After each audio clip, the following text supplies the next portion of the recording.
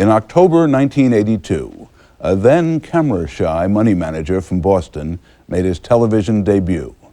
His mutual fund had the best 5-year record in investing, and soon he would become a household name, at least in the Lily Tomlin and Don Rickles households.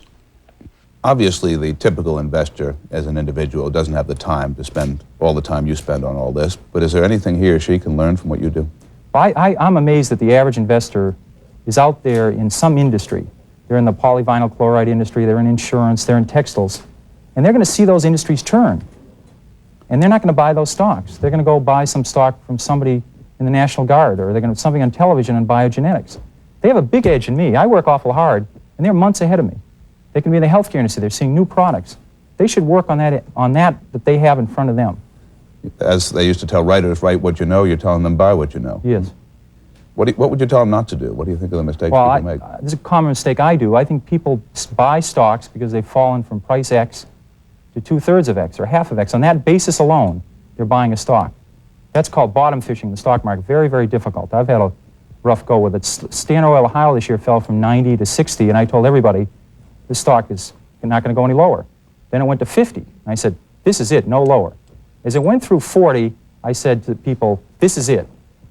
Finally, when it got down under 30 and people said, what do you think is Ohio? I said, what does Ohio do? I don't know that company.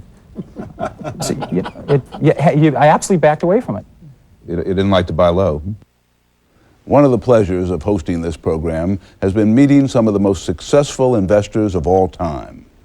Back in 1995, I interviewed a stripling of 98 years about the markets. Phil, what's the single most important thing that you have learned about investing over the past 3/4 of a century?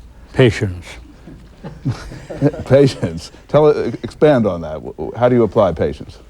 Well, I buy things for myself and for clients to hold for 5 years, 10 years. Because I won't be around for 10 years or any sizable part of it. But you've fooled us before. You could fool us again.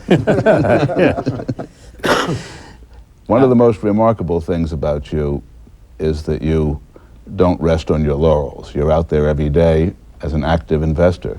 What do you think of this stock market today? I think it's dangerous at present levels.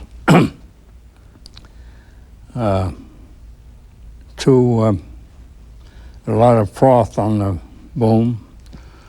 I think probably we're in for maybe something like 1987, when the market went down 500 points in one day.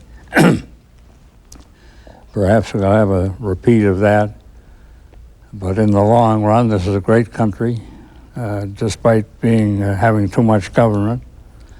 And I think in the long run, the market will recover, and people who buy the right stocks and sit on them are going to do very well.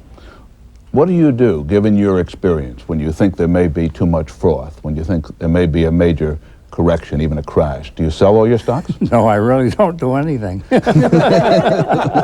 just show that patience, huh? I bought them for the long pull, and I've seen a lot of recessions, and I can live through them, and I can do it again, perhaps.